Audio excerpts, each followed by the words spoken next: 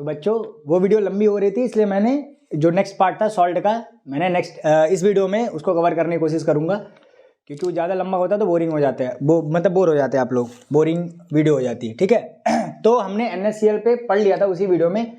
बचा था हमारा NaOH के बारे में हम पढ़ लेते हैं, जिसको हम सोडियम हाइड्रोक्साइड कहते हैं, कॉमन नेम में कॉस्टिक सोडा कहते हैं। इसको मैन्युफैक्चर हम क्लोरएल्कली प्रोसेस के द्वारा करते हैं। इतनी चीज़ें हमने उस वीडियो में ही बता दी थी। ठीक, अब देखिए क्लोरएल्कली प्रोसेस है क्या, पहले तो ये जानेंगे। तो 3 क्वेश्चन यहाँ से पहले बना कि सोडियम हाइड्रोक्साइड का कॉमन नेम क्या है, कॉस्टिक सोडा, इसको मैन्युफैक्चर क्लोरएल्कली प्रोसेस करते हैं।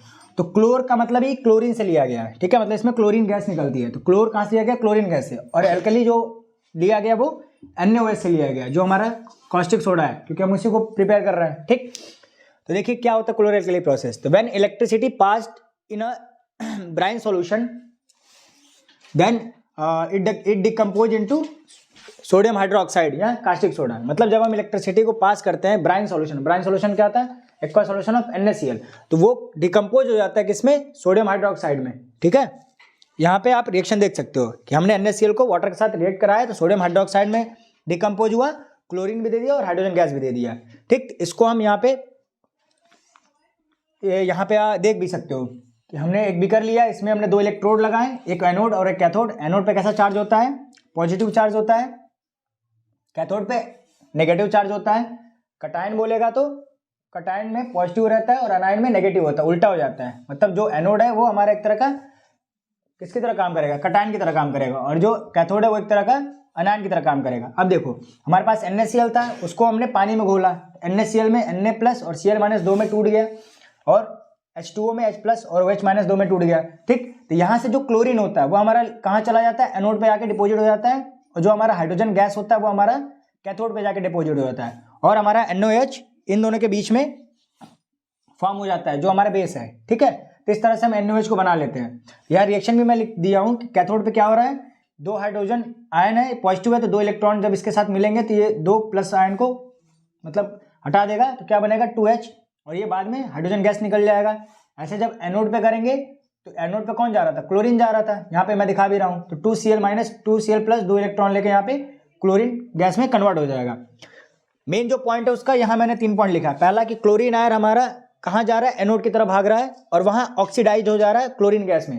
ठीक, क्या हो रहा है, क्लोरीन आयन हमारा ऑक्सीडाइज होकर क्लोरीन गैस कहाँ बना दे रहा है, एनोड पे, एनोड की तरफ भाग के। ठीक, और हाइड्रोजन आयन हमारा किधर भाग रहा है, कैथोड की तरफ भाग रहा है, और वो रिड्यूस्ड होकर हाइड्रोजन गैस बना रहा है। तो यहाँ देखो आप ऑक्सीडेशन और रिडक्शन भी हो रहा है। तो आप पढ़े भी होंगे पहले चैप्टर में H2+O2 H2O बनाने वाला जो था, उसमें भी ऑक्सीडेशन रिडक्शन हो रहा था, तो उसको रिडॉक्स रिएक्शन कहते थे। सेम यहाँ भी क्या हो रहा है, ऑक्सीडेशन रिडक्शन हो रहा था, इसको भी हम रिडॉक्स रिएक्शन बोल सकते हैं। ठीक है, तो H+ आयन हमारा रिड्यूस होकर H2 गैस निकला, और क्लोरीन आयन हमारा ऑक्सीडाइज होकर क्लोरीन गैस निकला। अब आता है जो सोडियम और OH आयन बचे, ये कंबाइन करके in between cathode and anode क्या फॉर्म कर देते हैं, बेस फॉर्म कर देते हैं। तो आपका जो मेन रिएक्शन है वो ये है, जो क्लोरएल्कली प्रोसेस का मेन रिएक्शन ये है। जब इन्हीं को हम जोड़ते हैं तो हमारा ये बन जाता है। देखिए 2NaCl + 2H2O से क्या बना, एल्कलीज बना। ठीक, जिसको हम सोडियम हाइड्रोक्साइड या कास्टिक सोडा बोल रहे हैं, और क्लोरीन गैस निकला और हाइड्रोजन गैस निकला। तो यहाँ पे क्लोरीन को क्लोर बोला गया है और NaOH को एल्कलीज बोला गया है, तो इसलिए इसका नाम भी हमने क्या पढ़ा है, क्लोरएल्कली प्रोसेस। तो ये पूरा मैन्युफैक्चरिंग हो गया हमारा किसका, NaOH का। ठीक, तो आप इसको एक बार देख लीजिए, फिर हम इसके यूजेस की बात करेंगे कि H2 का कहाँ यूज होता है, क्लोरीन का कहाँ यूज होता है, HCl का कहाँ यूज होता है, क्योंकि यहाँ पे HCl भी तो निकलेगा, NaOH निकल गया तो ये HCl यहाँ से निकल जाएगा। HCl का कहाँ यूज होता है, तो इनके यूज के बारे में भी हम 2 पॉइंट 3 पॉइंट पढ़ लेंगे। ठीक,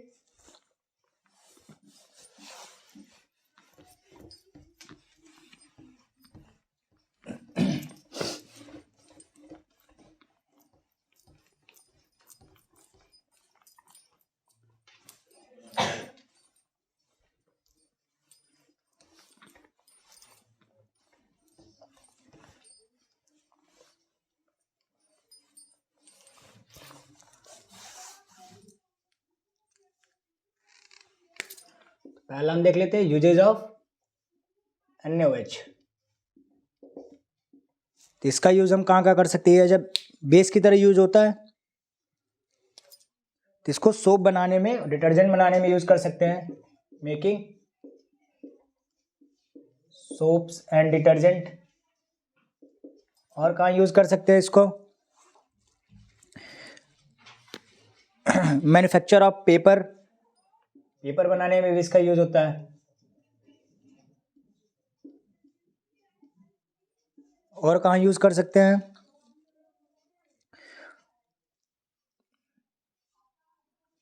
आर्टिफिशियल टेक्सटाइल फाइबर्स में भी इसका यूज होता है। आर्टिफिशियल टेक्सटाइल्स फाइबर्स, ठीक है, यहाँ भी इसका यूज होता है, जैसे रेयॉन। ये 3 यूज। बाकी NaOH का हम सॉल्ट बनाने में भी यूज करते हैं। इसको जब एसिड के साथ रिएक्ट कराते हैं तो सॉल्ट बन जाता है। तो टू फॉर्म सॉल्ट ऐसे भी लिख सकते हो न्यूट्रलाइजेशन रिएक्शन में, ठीक। तो ये कुछ प्रॉपर्टी हमारी किसकी होगी? NaOH की। अब हम यूजेस देखते हैं किसका? Uses of chlorine. क्लोरीन का यूज कहाँ कहाँ करते हैं? तो पहला यूज क्या है हमारा कि ये प्रोडक्शन ऑफ ब्लीचिंग पाउडर में, ब्लीचिंग पाउडर बनाने में इसका यूज होता है। पानी को प्योर करने में भी इसका यूज होता है, production of bleaching powder.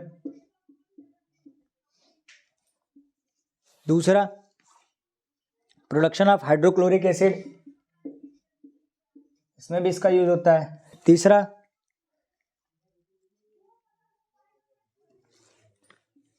Sterilise drinking water, जो आपके घरों में वाटर जो आता है RO का, जो डब्बे में लेकर आते हैं उसमें ही क्लोरीन मिला के ही लाते हैं, ठीक है। तो पानी को पीने लायक ये बनाता है। तो क्लोरीन की इतनी प्रॉपर्टी होगी, और भी इसके बहुत सारी प्रॉपर्टी हैं, आप बुक से देख के इसको लिख सकते हो। मेन हम यहाँ पे बता दे रहे हैं। फिर आता है हमारे uses of hydrogen. Hydrogen gas का कहाँ कहाँ यूज होता है? तो पहला हमने उसमें कार्बन कंपाउंड में पढ़ा था कि हाइड्रोजनेशन प्रोसेस में इसका यूज होता है। हाइड्रोजनेशन प्रोसेस ये यूज होता है, ठीक। फिर इसका कहाँ यूज होता है? हाइड्रोक्लोरिक एसिड में यूज होता है, मेथनॉल बनाने में यूज होता है, और सबसे इंपॉर्टेंट इसका यूज है कि as a fuel for rocket use होता है। ये ज़्यादा यूज है, used as a fuel for rocket. Rocket में एज अ फ्यूल ये यूज होता है। बाकी मेथनॉल बनाने में भी यूज होता है।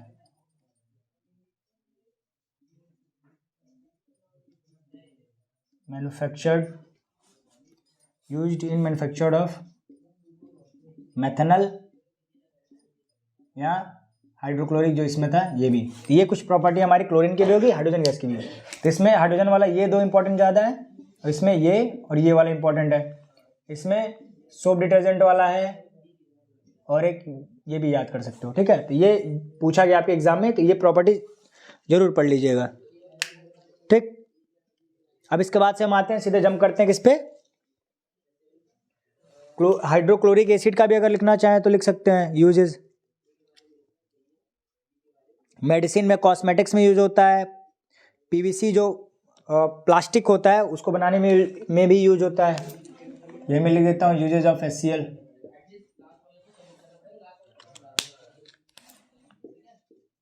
प्लास्टिक बनाने में, जैसे PVC पॉलीविनाइल क्लोराइड, इसको बनाने में, और मेडिसिन बनाने में, कॉस्मेटिक्स बनाने में, ठीक है, इन सब में HCl का यूज होता है। ये कुछ यूजेस हो गए। जितनी चीज़ें हमारे उसके बाय प्रोडक्ट निकले थी सबका हमने यूजेस पढ़ लिया। अब नेक्स्ट सॉल्ट के बारे में पढ़ेंगे, जो हमारे क्या है? ब्लीचिंग पाउडर के, ठीक है। तो उसका प्रिपरेशन देखेंगे, फिर उसका भी यूज़ देख लेंगे, तो हमें चीज़ें समझ में आ जाएगी।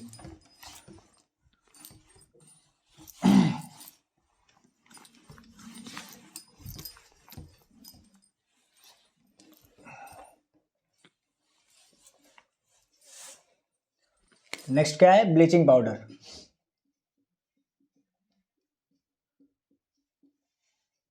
फॉर्मूला क्या होता है इसका? CaOCl2, ठीक। केमिकल नेम क्या होता है इसका? कैल्शियम ऑक्सीक्लोराइड, ये केमिकल नेम है। ब्लीचिंग पाउडर इसका कॉमन नेम है, ठीक। अब इसका पहले मैन्युफैक्चर देख लेते हैं क्या होता है। तो जब स्लैग्ड लाइम को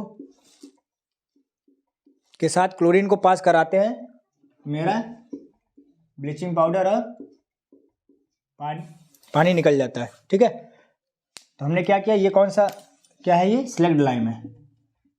जब स्लग्ड लाइम को हम क्लोरीन के साथ, अभी मैंने क्लोरीन के यूज में लिखा था ना कि ब्लीचिंग पाउडर बनाने में काम आता है, तो मैंने स्लग्ड लाइम को मैं क्लोरीन के साथ रिएक्शन कराया तो मेरा क्या बन जाता है यहाँ पे, ब्लीचिंग पाउडर, यहाँ क्या है, कैल्शियम ऑक्सीक्लोराइड बन जाता है। तो ये आप प्रिपरेशन में लिख सकते हो।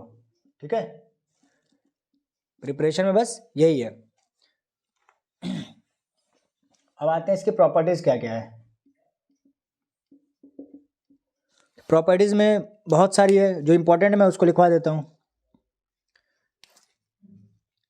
एक तरह का ऑक्सीडाइजिंग एजेंट यूज होता है। ठीक, डिसइंफेक्टिंग ड्रिंकिंग वाटर के लिए भी यूज होता है, used as oxidizing agent, used for disinfecting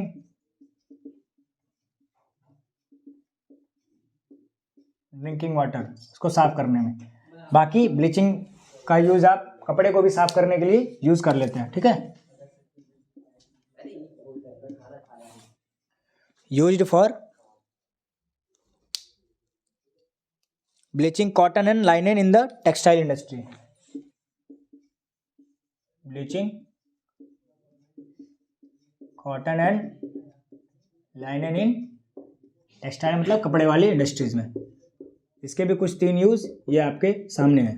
पहला क्या है कि इसको एज ऑक्सीडाइजिंग एजेंट यूज होता है, ड्रिंकिंग वाटर को डिसइंफेक्ट करने के लिए, साफ करने के लिए भी इसका यूज होता है, जो उसमें पैथोजन होते हैं, बैक्टीरिया होते हैं, उसको रिमूव करने के लिए। और तीसरा क्या होता है, यूज्ड फॉर ब्लीचिंग कॉटन और लाइनन के जो कपड़े होते हैं टेक्सटाइल इंडस्ट्री में, उसको ब्लीच करने के लिए भी क्या होता है, काम देता है। ठीक है, तो इसकी ये प्रॉपर्टीज हो गई। अब इसका यूज देख लेते हैं। यूज में क्या यूज था, ये प्रॉपर्टीज तो नहीं कहेंगे।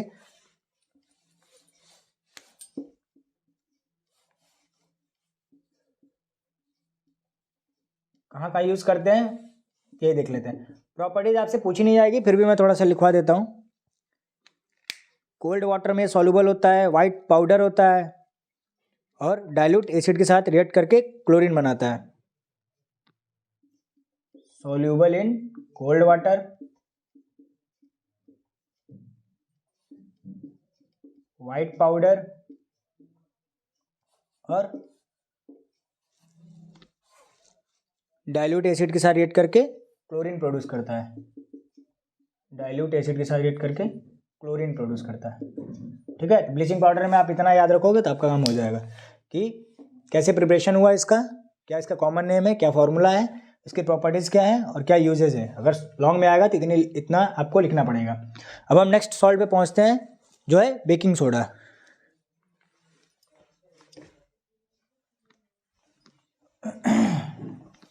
बेकिंग सोडा है, फिर वॉशिंग सोडा है, उसके बाद से प्लास्टर ऑफ पेरिस है, फिर आपका ये चैप्टर खत्म हो जाएगा।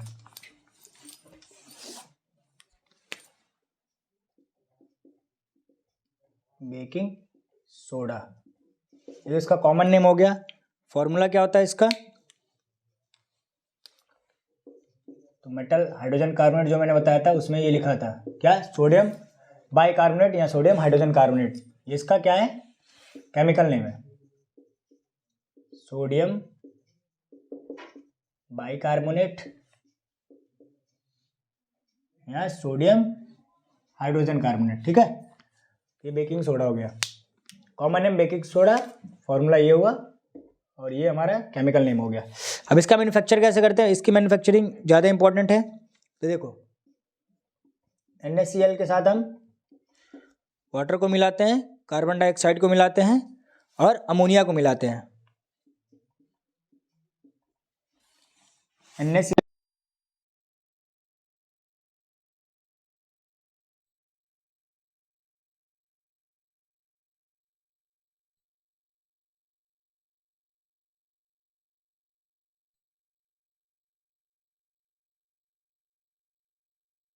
मिलाया, अमोनिया मिलाया, ये अमोनिया है, तो हमारे क्या मिल गया, अमोनियम क्लोराइड मिल गया। क्या मिल गया, ammonium chloride.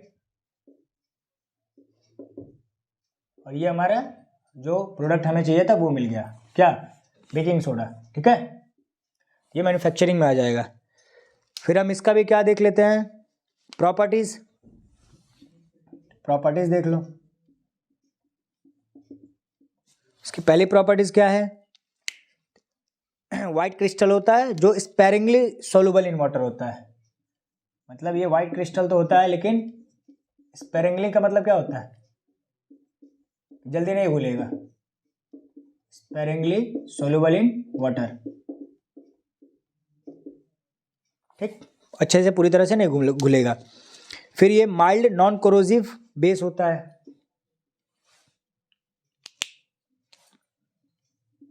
Mild non corrosive base होता है। नेक्स्ट हम देख लेते हैं, its solution in water is mildly alkaline, कोई दिक्कत नहीं है। When heated it decompose to give sodium carbonate with the evolution of carbon dioxide. हाँ, ये इंपॉर्टेंट है कि जब हम इसको हीट करेंगे, 2NaCO3 को जब हीट करेंगे तो ये सोडियम कार्बोनेट और कार्बन डाइऑक्साइड गैस में कन्वर्ट हो जाएगा। Na2CO3 पानी देगा और कार्बन डाइऑक्साइड देगा। तो ये वाला इंपॉर्टेंट है कि इसी को जब हम हीट करते हैं तो वहाँ से हमारा Na2CO3 ये बनता है प्लस H2O प्लस CO2। ठीक है, सोडियम कार्बोनेट में ये कन्वर्ट हो जाएगा। तो ये इसकी कुछ प्रॉपर्टीज हो गई। अब माइल्डली एल्कलाइन होता है, ये भी आप लिख सकते हो, बेसिक होता है लेकिन माइल्ड वाला होता है, बहुत स्ट्रॉन्ग एल्कलाइन नहीं होता है। अब यूजेज में आते हैं, यूज़ कहाँ कहाँ करते हो बेकिंग सोडा का। तो पहला कि बेकिंग पाउडर बनाने में यूज होता है। ठीक, देन एंटा एसिड यूज करते हैं और सोडा एसिड यूज करते हैं फायर एक्सटिंग्विशर में। अब देखो इसका यूजेस ज़्यादा इंपॉर्टेंट हो जाता है। पहला कि एंटा एसिड, एंटा एसिड। ठीक, दूसरा फायर एक्सटिंग्विशर में भी। अब ये क्यों आया यहाँ पे, और तीसरा था हमारा ये सोडियम कार्बोनेट जो बेकिंग पाउडर है उसको बनाने में भी, बेकिंग पाउडर।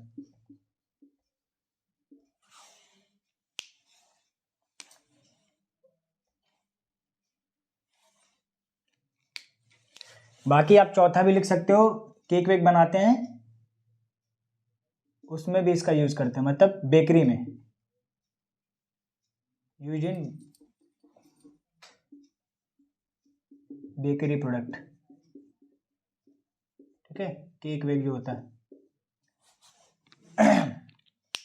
तो बेकिंग सोडा। ठीक, एंटासिड का क्या मतलब है कि एसिड को क्या करता है, न्यूट्रलाइज करता है। ठीक है, एंटासिड जो हम इनो लेते हैं वो हमारा उसमें वो एंटासिड की तरह ही काम करता है। ठीक है, वो एक तरह का बेकिंग सोडा ही होता है।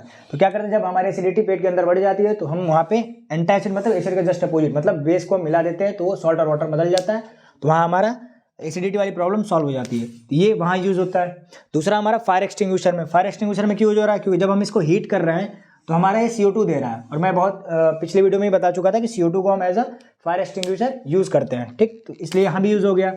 बेकिंग पाउडर बनाने में यूज हो ही रहा है, और बेकरी में आप केक वेक में भी देखोगे बेकिंग सोडा डालते हैं जिससे वो थोड़ा सा स्पॉन्जी हो जाए, थोड़ा फूला फूला रहे। ठीक है, तो ये हमारा बेकिंग सोडा का भी मैन्युफैक्चर हो गया, प्रॉपर्टीज हो गया और यूजेस हो गया। अब हम आते हैं नेक्स्ट सॉल्ट पे, हमारा जो क्या है, वॉशिंग सोडा। ठीक है,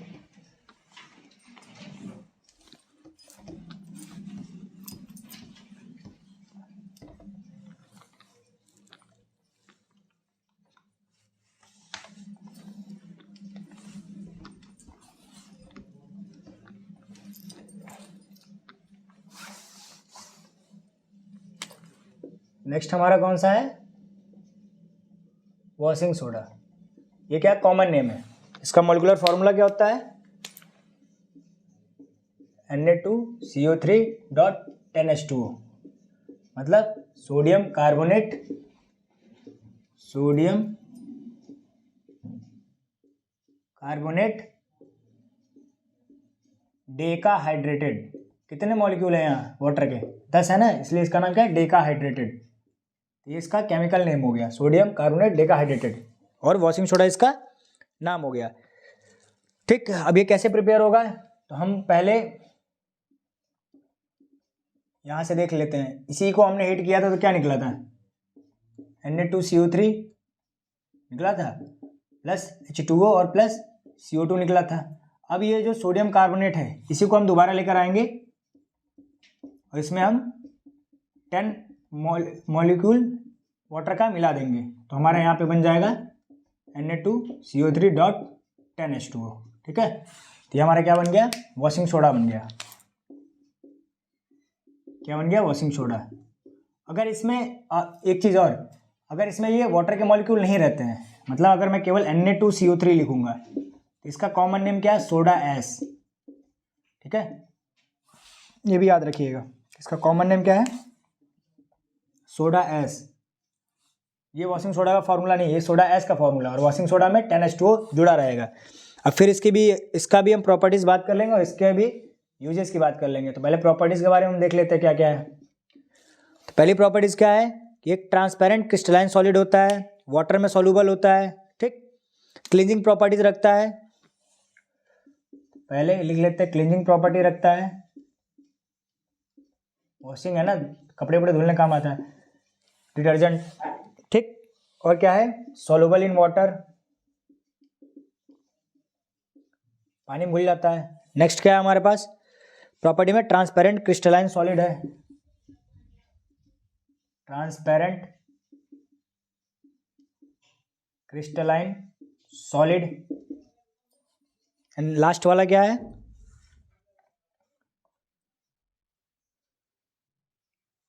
कि वॉशिंग सोडा कैसा होता है? ये एल्कलाइन इन नेचर होता है।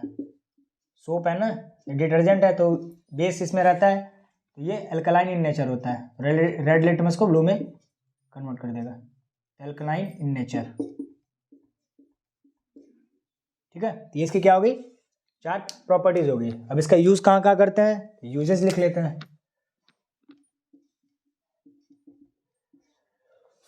यूजेस कहाँ कहाँ है? पहले इस सोप और पेपर इंडस्ट्रीज में, ग्लास की इंडस्ट्रीज में यूज होता है। बोरेक्स कंपाउंड जो होता है सोडियम का, उसको बनाने के लिए यूज होता है।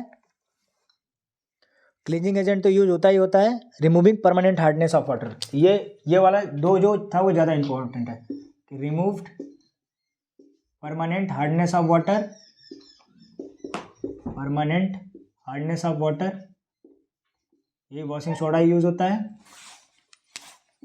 और दूसरा क्लींजिंग में, क्लींजिंग प्रॉपर्टीज के लिए यूज होता है।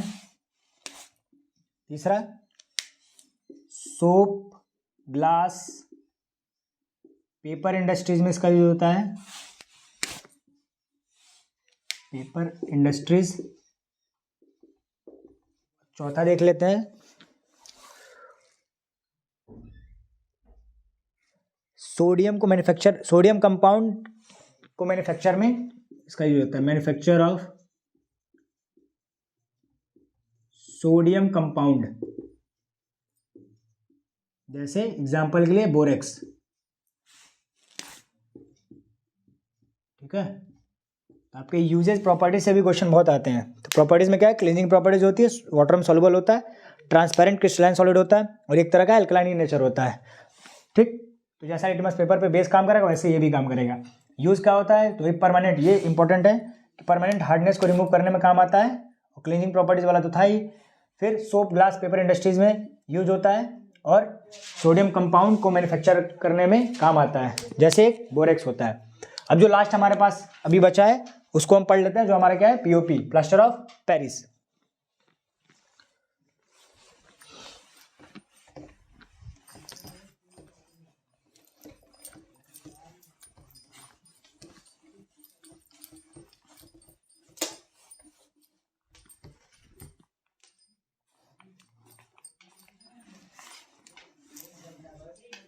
Plaster of Paris.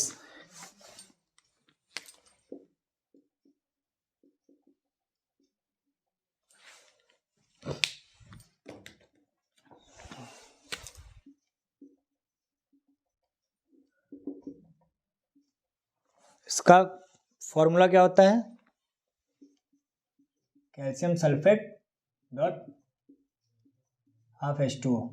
ठीक है, पढ़ेंगे क्या? कैल्शियम सल्फेट सेमी हाइड्रेटेड,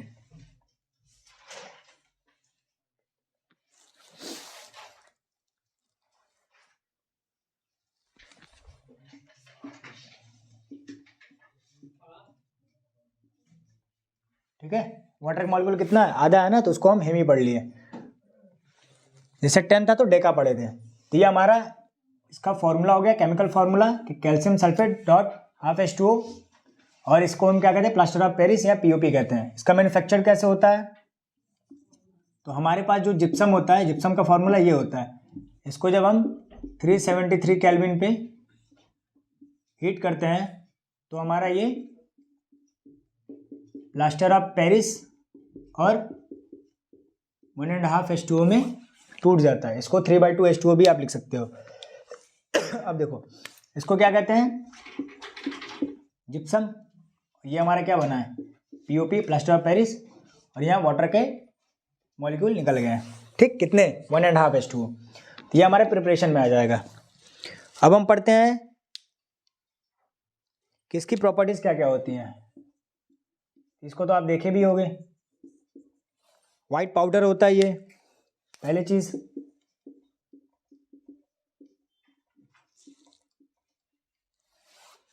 और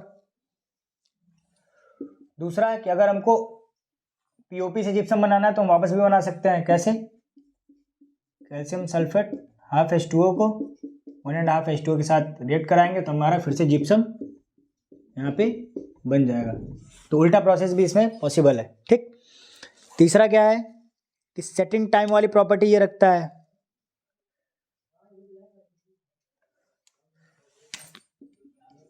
तीसरा क्या है? Setting time property.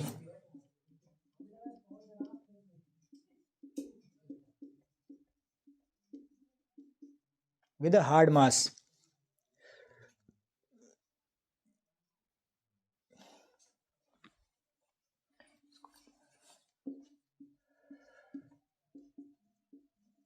of setting into a hard mass। ठीक है, जो कच्चा प्लास्टर पक्का प्लास्टर कराते हो, ये प्रॉपर्टी वही वाली है। इसको आप समझ लोगे। अब इसका हम यूजेस देख लेते हैं। इसका यूज कहाँ कहाँ होता है, जो ज़्यादा इम्पोर्टेंट है। पहले अगर बोन वोन फ्रैक्चर्ड हो गया वहाँ यूज़ कर सकते हैं, उसको ज्वाइन करने में।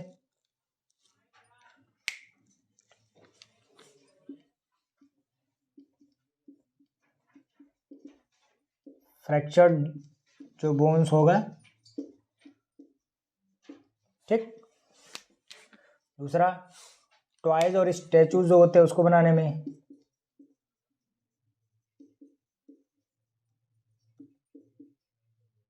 स्टैचूज घरों में यूज करते हैं, POP वॉल को फिल करने के लिए, गैप जो उनके बीच में होता है।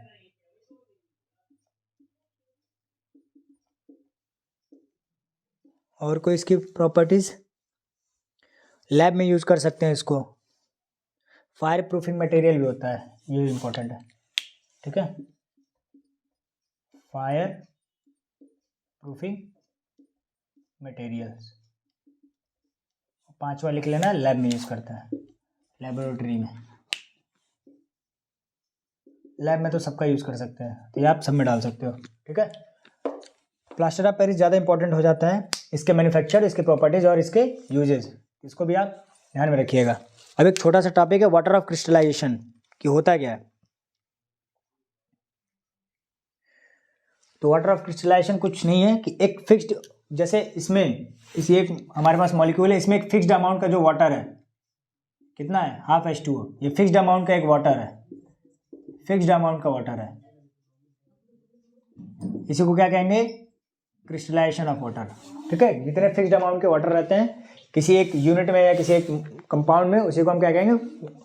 क्रिस्टलाइजेशन ऑफ वाटर या वाटर ऑफ क्रिस्टलाइजेशन, जैसे कॉपर सल्फेट.5H2O होता है, सोडियम कार्बोनेट हमने पढ़ा था कि Na2CO3.10H2O था, ठीक। तो जो 10H2O है वही हमारा क्रिस्टलाइजेशन है वाटर का, ठीक है। तो इस वीडियो में हमने पूरे सॉल्ट के जितने थे, पहले NaCl का मैंने उधर ही बात किया था, NaOH के बारे में पूरा पढ़ लिया प्रिपरेशन के साथ, फिर उसका यूजेस प्रॉपर्टीज़, देन हमने ब्लीचिंग पाउडर पढ़ा, उसका यूजेस प्रॉपर्टीज़, फिर हमने बेकिंग सोडा पढ़ा, फिर उसके बाद वॉशिंग सोडा पढ़ा, उसके बाद से हमने प्लास्टर ऑफ पेरिस पढ़ा। ये 5 चीज़ें हैं, इससे कुछ ना कुछ आपके लॉन्ग आंसर में पूछे जाते हैं। तो इसके यूज़ और इसके प्रॉपर्टीज़ और इसके मैन्युफैक्चर, ये 3 चीज़ आपको सबके याद रखने पड़ेंगे, क्योंकि एग्जाम में फ्रिक्वेंटली पूछा भी गया है और आगे भी पूछने के चांसेस ज़्यादा है, और ये लॉन्ग आंसर में पूछे जाते हैं। बाकी छोटे छोटे क्वेश्चन भी अराइज हो सकते हैं, जैसे plaster of Paris case basis study में आने के चांसेस सबसे ज़्यादा इसका होता है, ठीक है। तो आप अगर इसके बारे में अच्छे से पढ़े रहोगे, ये यूजेज और प्रॉपर्टीज जानते रहोगे, मैन्युफैक्चरिंग जानते रहोगे, तभी आप इसके बारे में कर भी पाओगे। तो होपफुली अब आपका इस वीडियो के साथ एसिड बेस एंड सॉल्ट पूरा कंप्लीटली खत्म हो गया है। एसिड बेस और इंडिकेटर मैंने उसमें कवर कर दिया था, सॉल्ट को मैंने इसमें कवर कर दिया। ये दोनों वीडियो आप देख लीजिएगा, आपके लिए बहुत ही मतलब यूज़फुल होगा। Thank you so much.